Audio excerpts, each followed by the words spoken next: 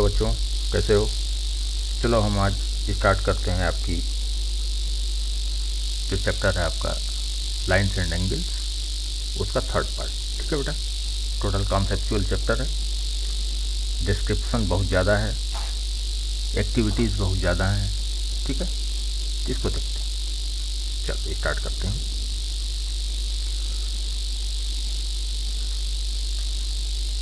यहाँ तक, इसके पहले तक मैं कर चुका था। ये फिगर इट आउट यहाँ से आपको करना है। चलिए, फिगर इट आउट का पहला, fold a rectangular sheet of paper, then draw a line along the fold created.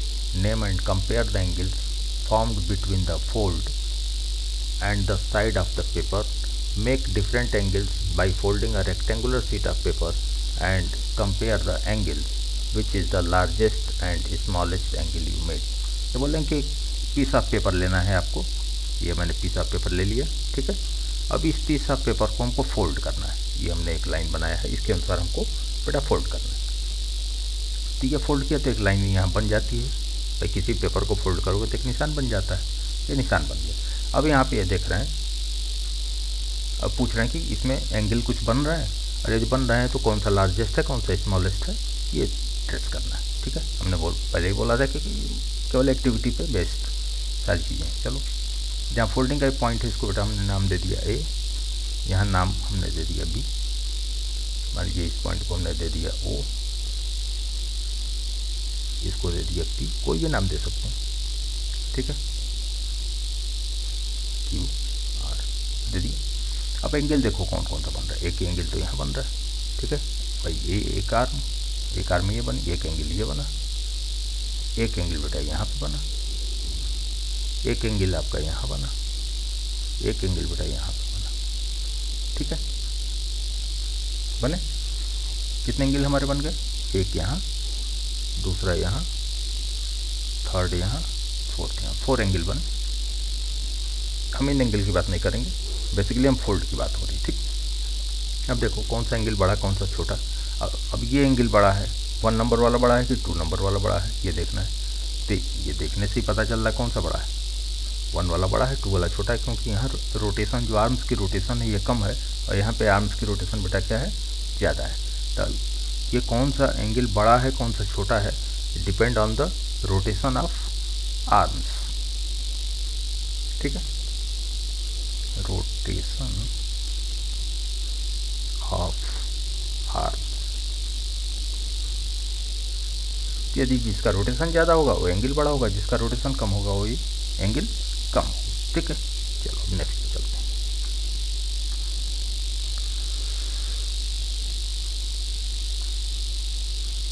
Number two क्या बोल रहा है? In each case determine which angle is greater and Y.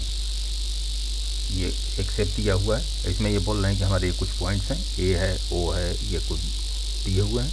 इसमें बोल रहे हैं कौन सा एंगल ज़्यादा है। इसके लिए नंबर ए हम देख लेते हैं। नंबर ए, ये बोल रहे हैं A angle A O B. A O B देखो कौन सा, ए ओ बी मतलब ये वाला एंगल। ठीक है बेटा, ये एंगल बड़ा है कि X O B, angle X O Y, ये एंगल बड़ा है। एक्स ओ वाई देख लो कहाँ है, एक्स ओ वाई, ये मतलब ये वाला एंगल, मतलब ये वाला एंगल बड़ा है, ये वाला एंगल बड़ा है, यहाँ से यहाँ का। ठीक, इसमें यहाँ देखो रोटेशन कम है, यहाँ रोटेशन ज़्यादा है। अब तक हमारे पास मेजरमेंट का यही मीडियम है, जो हम रोटेशन देखते हैं आर्म्स की रोटेशन, उसके अनुसार देखते हैं। तो ये एंगल आपका छोटा है, एक्स ओ वाई वाला। ठीक है, तो कौन सा बड़ा है, ये वाला बड़ा है। Angle A O Y is greater and Y में क्या लिखेंगे, बिकॉज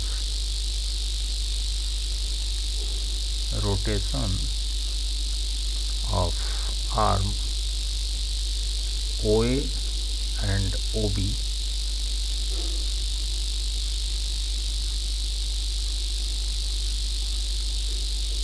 इज ग्रेटर। ठीक है बेटा, ऐसे रीजन लिख देंगे ये ए वाले में। इसमें कौन सा एंगल बड़ा हो गया, ए ओ बी बड़ा हो गया, ए ओ बी ग्रेटर। इसी तरह बी वाले में देख लो, ए ओ बी बड़ा है कि एक्स ओ बी बड़ा है, मतलब ए ओ बी तो वही है, और एक्स ओ बी का मतलब एक्स ओ बी, ये वाला है, ये तो ये भी छोटा है, ठीक। इसमें भी कौन सा बड़ा है, ए ओ बी बड़ा है, दिख ही रहा है, इसका भी रीजन वही होगा, ए ओ बी ग्रेटर, ठीक। अब आ जाते हैं थर्ड पे, ये बोला कि एक्स ओ बी और एक्स ओ सी, मतलब एक्स ओ बी बड़ा है कि एक्स ओ सी बड़ा है। अरे ये तो एक ही हो गया, एक्स ओ बी यहाँ तक आएगा और एक्स ओ सी वो भी यहाँ से यहाँ तक आएगा, ठीक। बी का तो लिख लोगे, सी वाला देखो, angle X O B and angle X O C are equal angle, ठीक है। क्यों? क्योंकि रोटेशन आर सेम। यहाँ की ये दोनों जो आपकी आर्म्स हैं जो एंगल क्रिएट कर रही हैं, दोनों आर्म्स की रोटेशन क्या है, सेम रोटेशन है, because arms rotations are same, ठीक है बेटा। अब आ जाते हैं हम नेक्स्ट क्या बोल रहा है, third, figure it out, which angle is greater, which angle is greater, X O Y या A O B, give reason. तो इसमें देखो एक्स ओ वाई कहाँ है, एक्स ओ वाई, ये एंगल, ठीक है, यहाँ से यहाँ तक ये, और ए ओ बी कहाँ, ए ओ बी, ये। अब यहाँ तो थोड़ा सा मुश्किल हो गया पहचानना, कैसे हम पहचाने इसको कि कौन सा बड़ा है कौन सा छोटा है, ठीक है। तो इसको हम सुपर इम्पोज करके देखेंगे बेटा, किस मेथड से देखेंगे, अभी हमारे पास तो वही मेथड है, कौन सा मेथड है, सुपर इम्पोज, सुपर इम्पोजिशन करेंगे, मतलब इस वाली रेज को हम उठा करके यहाँ ले आएंगे, इस वाली रेज को, तो देखेंगे ये वाली रेज कितनी आ रही है, मतलब ये वाली रेज जब जो ओ वाई है, ओ वाई को यहाँ कॉन्साइड करेंगे ओ बी पे, तो जब इसको यहाँ ले आएंगे तो ये वाली रेज भी तो इधर मूव करेगी, तो ये वाली रेज इधर मूव करेगी, तो जब इसको मैच करा देंगे देखेंगे कि ये क्या एग्जैक्ट इसी पे आ रही है। यदि ये एग्जैक्ट इस पे आ रही है तब तो ठीक है, लेकिन एग्जैक्ट इस पे यदि नहीं आ रही है, वो यहाँ पे यदि आ जा रही है, ऐसे आ जा रही है, ऐसे आ जा रही है, एक्स वाली ऐसे आ जा रही है, और ये वाई वाली यहाँ तो वाई वाली को मिला दिया मैंने यहाँ पे, ये वाई मिल गई, जब वाई को मिला दिया तो एक्स यहाँ पे आ गया, इसका मतलब ये जो एक्स ओ वाई वाला एंगल है ये हमारा एंगल इससे ज़्यादा है, ठीक है। ये सुपर इम्पोज करके हम देखेंगे इसको, ठीक है बेटा। अभी हम ऐसे नहीं कर सकते कि विच एंगल इज ग्रेटर, क्योंकि यहाँ पे सुपर इम्पोज करके देखेंगे और यहाँ स्क्रीन पर तो सुपर इम्पोज हम कर नहीं पा रहे हैं, इसलिए यहाँ हम एग्जैक्ट नहीं बता पाएंगे। चलो अब ये बोल रहे हैं कि भाई सुपर इम्पोज यहाँ दिक्कत आ गई थी ना हमको करने में, तो जब यहाँ दिक्कत आ गई थी तो इसी दिक्कत से बचने के लिए, इसी दिक्कत को सॉल्व करने के लिए एक इन्होंने नया मेथड दिया कि भाई एक हम ट्रेस पेपर ले लेते हैं, एक हम सर्कुलर ट्रेस पेपर ले लेते हैं और उस ट्रेस पेपर को हम एंगल के ऊपर रख देंगे, एंगल के ऊपर रख करके हम लाइन बना लेंगे, उस पर लाइन बना लिए। अब इस ट्रेस पेपर को उठा करके जब ट्रेस के पेपर के ऊपर लाइन बन गई तो इस ट्रेस पेपर को उठा के हम दूसरे एंगल पर ले जाकर मैच करके सुपर इम्पोज आराम से कर सकते हैं, क्योंकि यहाँ पे तो सुपर इम्पोज नहीं कर सकते, कहाँ से करेंगे, हम इस लाइन को हटाएं तो ये लाइन तो प्रिंटेड है, तो नहीं सुपर इम्पोज हो पा रहा है ना यहाँ पे। अब कटिंग तो है नहीं, अलग अलग पेपर तो है नहीं कि हम उठा के एक दूसरे पे रख देंगे तो पता चल जाएगा। तो इसके लिए हमने ट्रेस पेपर पे पहले वाले एंगल को, अब यहीं पे ट्रेस पेपर पे हम यदि इसको ड्रॉ कर लें और उठा के ट्रेस पेपर को यहाँ पे सेट कर दें तो ये तुरंत बता देगा कि क्या सही है। तो ये जो सर्कुलर इन्होंने लिया, ये लिया बेटा क्या, ट्रांसपेरेंट तो होता ही है, ट्रेस पेपर तो ट्रांसपेरेंट होता ही है, तो ये ना लिखो, ये इन्होंने लिया है क्या, ट्रेस पेपर या बटर पेपर जो भी बोलो, जिस पे ये नीचे वाली फिगर क्लियर दिखे और उसके ऊपर से पेंसिल से हम ड्रॉ करके फिर उसको अगले वाले पे ले आके सुपर इम्पोज कर सकें। ठीक है, चलो आगे पे आते हैं। 2.7 क्या कह रहा है बेटा? 2.7 वाले पे देख लो। 2.7 कह रहा है मेकिंग रोटेटिंग आर्म्स। अब हमको कुछ रोटेटिंग आर्म्स बनाने हैं। रोटेटिंग आर्म्स कैसे बनाने हैं उसका तरीका ये बता रहे हैं। Let us make rotating arms using 2 paper straw and paper clip by following this step. Take 2 paper straw, 2 paper straw लिए हुए एंड अ पेपर क्लिप, और एक पेपर क्लिप हमने लिया। ठीक है, इसको सीधा कर लिया, पेपर क्लिप को सीधा कर लिया और सीधा करके 2 स्ट्रॉ को बीच में उसको फंसा दिया। ठीक है, तो ये बन गया। तो यहाँ से क्या होगा कि ये बेंट हो सकता है, इसको हम मोड़ सकते हैं। ठीक है, insert the straw into the arms of the paper clip, और ये एक हमारा रोटेटिंग आर्म्स हो गया कि हम इसको इधर इधर इधर इसको मूव करा सकते हैं और इसको भी हम ऐसे ऐसे मूव करा सकते हैं आराम से। Your rotating arm is ready. ये हमारा रोटेटिंग आर्म्स रेडी हो गया। ठीक है, अब इसको बना के डिफरेंट तरह के एंगल आप देख लीजिए कि ये एंगल बना कि नहीं बना, ये एंगल बना कि नहीं बना। अब इसको और थोड़ा सा करीब लाएंगे तो एक और एंगल यहाँ से यहाँ ये बन जाएगा। इस तरीके से एंगल से खेलने के लिए आपसे कह रहे हैं कि एंगल बनाइए आप। ये डिफरेंट तरह से टेक अ, ये एंगल देखो, यहाँ एंगल, यहाँ एंगल, डिफरेंट टाइप के एंगल्स बन रहे हैं। ठीक है भाई, यहाँ 2 आर्म्स हैं, एक वर्ट ये एक और ये 2 आर्म्स हैं, तो क्रिएट हो गया 2 आर्म्स और एक वर्टेक्स, तो एंगल क्रिएट, तो हमारा एंगल बन गया।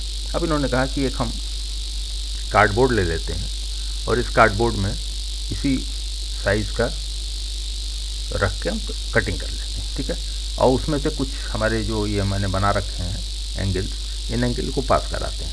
तो जो एंगल इसमें से पास हो जाए इस कार्डबोर्ड के अंदर से, तो हम उसको बोलेंगे वो सेम एंगल है, और जो एंगल इसमें से पास ना हो पाए उसको हम बोलेंगे वो सेम नहीं है, वो तो सिंपल सा है। ठीक है, तो यही इन्होंने एक प्रैक्टिकल दिया हुआ है, एक फनी सा पिक्चर देकर के। ठीक, एक चीज़ और बेटा तो आपको यहाँ बता दूँ, ये जैसे कि ये एंगल है। अब हम आपसे बोलें कि ये एंगल बड़ा है कि ये एंगल बड़ा है, इन दोनों में कौन सा बड़ा है? तो ये इसके आर्म्स की लंबाई देख के मत बताइएगा कि एंगल बड़ा है। ठीक है, ये डिपेंड करता है यहाँ भी रोटेशन पे, मतलब जो आर्म्स की लेंथ है वो आर्म्स की लेंथ पे एंगल की वैल्यू डिपेंड नहीं करती। ठीक है बेटा, इसी के लिए एक फनी सा पिक्चर भी है। आगे क्या है? Challenges reduce the angle. एक ही एंगल दिखा रहा है, बोला इसको रिड्यूस करो। तो अगले ने क्या किया, ये कैंची उठाया और इसको यहाँ से कट कर दिया। इसको कट कर दिया, कहा लो एंगल रिड्यूस हो गई। तो भाई इसको कट करने से इसकी आर्म्स तो छोटी हो गई, यहाँ से कट कर दिया इसने तो आर्म्स तो छोटी हो गई, लेकिन क्या एंगल रिड्यूस हुई क्या? No, the angle is still the same. मतलब आर्म्स चाहे हम जितनी बड़ी करते चले जाएं, एंगल यदि ये रोटेशन वही है तो एंगल उतनी ही कही जाती है। ठीक है बेटा, चलो आगे आते हैं। Next point, special type of angles. कुछ एंगल्स हैं जो स्पेशल टाइप के हैं, वो कौन से एंगल्स हैं उनको देख लेते हैं। Let us go back to Vidya's notebook. अब कॉपी के पन्ने को फर्स्ट उसमें देखा था ना इसके पहले वाली वीडियो में, कि कॉपी को पन्ने को वो कॉपी के कवर को डिफरेंट उससे खोल रही है तो अलग अलग टाइप के एंगल बन रहे हैं, तो वहीं पे फिर पहुंच रहे हैं। Let us go back to the Vidya's notebook and observe her opening the cover of the book in different scenario. और उस बुक के कवर को डिफरेंट सिनेरियो में ओपन कर रही है। सी मेक्स अ फुल टर्न। वो क्या कर रही है कि कवर को फुल टर्न कर रही है। फुल टर्न मतलब यहाँ से उठा रही है, इसको पीछे ले आकर लगा दे रही है, full turn. She makes a full turn, ये ध्यान देना, full turn of the cover when she has to write while holding the book in her hand. हाथ में यदि लेके लिखना है तो कवर को मोड़ के पीछे रख लेती है, तो फुल टर्न हुआ कि नहीं हुआ कवर का। सी मेक्स अ हाफ टर्न, और हाफ टर्न करती है जब उसको रीड करना होता है, मतलब हाथ में लेके यदि उसको लिखना होता है तो कॉपी को फुल टर्न कर लेती है कवर को, और यदि रीडिंग करनी होती है तो हाफ टर्न करती है। She has to open it on her table. In this case observe the arms of the angle formed. अब इन दोनों केसेस में जरा एंगल ऑब्जर्व करो, कौन कौन से एंगल ऑब्जर्व हुए। यदि हमने फुल वो किया तो इसे मान लो कि एक ये पॉइंट था और इस कवर को यहाँ से इसने उठाया और ये इसको इसके पीछे मोड़ के लगा दीजिए, मतलब ये पूरा हुआ, ये ऑब्जर्व हुआ। और दूसरे वाले केस में क्या किया कि ये पन्ना बंद था बुक का और इसको यहाँ से उठाया, इसके पैरेलल इसमें रख दिया, तो यहाँ पे क्या एंगल बना ये, और यहाँ पे एक तो इसको हम बोलते हैं बेटा क्या, कंप्लीट एंगल। क्या बोलते हैं, कंप्लीट एंगल। ठीक है, और ये जो बनता है इसको हम बोलते हैं, ये नाम याद रखने लायक है, स्ट्रेट एंगल। ठीक है, ये स्ट्रेट एंगल है, ये जो बना ये स्ट्रेट एंगल, और ये जो बना ये कंप्लीट एंगल। ठीक, pen on table in the case मतलब स्ट्रेट लाइन यदि बन रही तो उस केस में हम क्या बोलेंगे, कौन सा एंगल है, straight angle. Let us consider straight angle AOB, मतलब ये AOB जो ये बना अभी मैंने बताया ना कि इसको हम क्या बोलते हैं, straight angle. Observe that any रे OC divide into two angles AOC and COB। ठीक है, आगे देख लेते हैं। अब जिससे मान लो कि ये हमारा एक स्ट्रेट एंगल बना, इस फिगर पे हम बाद में आते हैं, पहले हम यहाँ देख लेते हैं। ये हमारा O है, ये A है, ये B है। ठीक है, ये हमारा स्ट्रेट एंगल बना, यहाँ से यहाँ ये स्ट्रेट एंगल बना। अब बोल रहे हैं कि यहाँ ये कोई रेज एक ऐसे गई है C, तो यहाँ दो एंगल बन गए, एक ये बन गया और एक बेटा ये बन गया। मतलब यहाँ दो एंगल हुए, एक एंगल हमारा हुआ AOC। ठीक है, दो बार ये लिख दिया, एक एंगल हुआ AOC और दूसरा एंगल कौन सा हुआ, ये वाला COB हुआ। ये दो एंगल हुए और दोनों को यदि हम ऐड कर दें तो दोनों स्ट्रेट एंगल बना देंगे। वही चीज़ यहाँ बता रहे हैं भैया, ये आपकी स्ट्रेट एंगल एक बनी हुई है यहाँ से यहाँ तक कंबाइन, और इसमें से बीच से एक रेज हमने कर दिया, तो यहाँ एक एंगल यहाँ ये जनरेट हुआ और ये एक एंगल ये जनरेट हुआ, मतलब यहाँ दो एंगल बने। ठीक, एक और कह रहे हैं यदि हम इसी लाइन के पैरेलल एक और लाइन खींचते हैं, इसी लाइन के पैरेलल एक और लाइन खींचते हैं, ये चलो इसको भी हम कह दें कि ये O है, मान लो इसको भी ये इसी पे कॉन्साइड करा दें, तो ये दोनों लाइन आपस में क्या है, ये तो पैरेलल ही हो जाएंगे ना।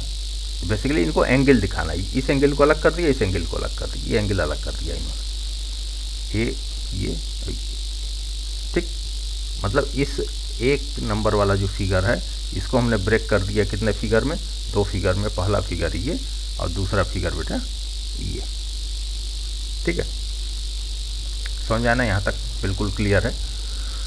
आगे आओ, is it possible to draw OC, क्या पॉसिबल है OC रेज बनाना, such that two angles are equal in each other inside. लेकिन यहाँ पे तो ये एक एंगल बड़ा है, एक एंगल छोटा है, ये तो एंगल बड़ा दिख रहा है ना, ये एंगल छोटा दिख रहा है, तो इनका कहना है कि क्या यह संभव है कि दोनों एंगल बराबर हों। भाई यहाँ पे एक पॉइंट हमारा O है, ये स्ट्रेट बना हुआ है, ये A है और ये B है, तो ये दोनों एंगल बराबर हो सकते हैं क्या, ऐसा संभव है, बिल्कुल संभव है। यदि हम इस लाइन को क्या करें, बिल्कुल परपेंडिकुलर रखें, मतलब बिल्कुल सीधी लाइन खींच दें, तो ये एंगल भी बराबर होगा और ये एंगल भी बेटा बराबर होगा। ठीक, साइज यस। ठीक है, क्योंकि लाइन सीधी जाएगी तो ना इधर झुकी रहेगी ना इधर झुकी रहेगी, जिधर लाइन झुकी रहेगी उधर एंगल छोटा बनेगा और जिधर एंगल नहीं झुकी हुई है उधर एंगल बड़ा बनेगा। तो हम लाइन को झुकाएं नहीं, लाइन को परपेंडिकुलर रखें, सीधा रखें। तो यदि हम लाइन को सीधा रखेंगे तो दोनों ये जो OC है, OC को यदि हम स्ट्रेट रखें तो बिल्कुल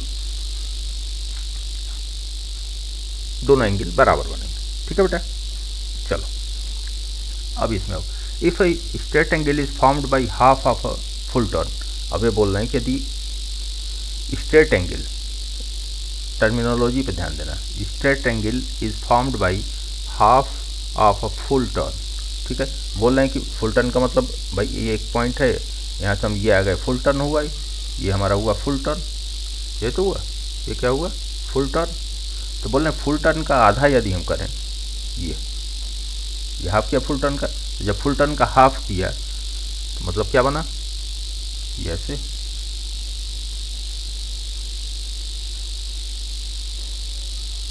ये हुआ ना आधा, हाफ हुआ, तो ये हुआ half of full turn, full turn. Half of the full turn यदि हम बना लेते हैं तो क्या बन जाता है, स्ट्रेट एंगल बन जाता है। तो ये बनता है स्ट्रेट एंगल, यही होता है स्ट्रेट एंगल, एक पॉइंट पे जो यहाँ से लेके यहाँ तक होता है, ये होता है। तो ये बोल रहे हैं कि ये होता है, ठीक है। Observe that a right angle resemble the shape of L. अब यहाँ पे बोल रहे हैं कि जो यहाँ से ये ऊपर आता है जिसको हम बोलते हैं राइट एंगल, तो ये एल के शेप में होता है ना। एल बना, एल कैसे बनाते हैं हम, एल ऐसे होता है ना, सीधी रेखा, ये लाइन सीधी होती है, एल एल के शेप में होता है। An angle is a right angle only if it is exactly half of a straight angle. ये तो हम पिछले भी कह चुके हैं, यदि ये एकदम परपेंडिकुलर रेखा जाएगी तो ये शेप क्या बनेगा बेटा, यहाँ पे एल बनेगा, दोनों, ठीक। Two lines that meet at a right angle are called perpendicular line. और इसी लाइन्स को जो दोनों तरफ इक्वल एंगल बनाती हैं किसी स्ट्रेट एंगल में, तो उसको हम कौन सी लाइन बोलते हैं बेटा, परपेंडिकुलर लाइन, उसी को बोलते हैं। ये भी एक नॉमेनक्लेचर याद कर लेना, परपेंडिकुलर लाइन। परपेंडिकुलर लाइन्स का क्या मतलब हुआ, और line which divide straight angles in two equal parts, ठीक है, वो परपेंडिकुलर लाइन हुई। चलो अब आगे देखते हैं, figure it out. Figure it out का पहला पार्ट,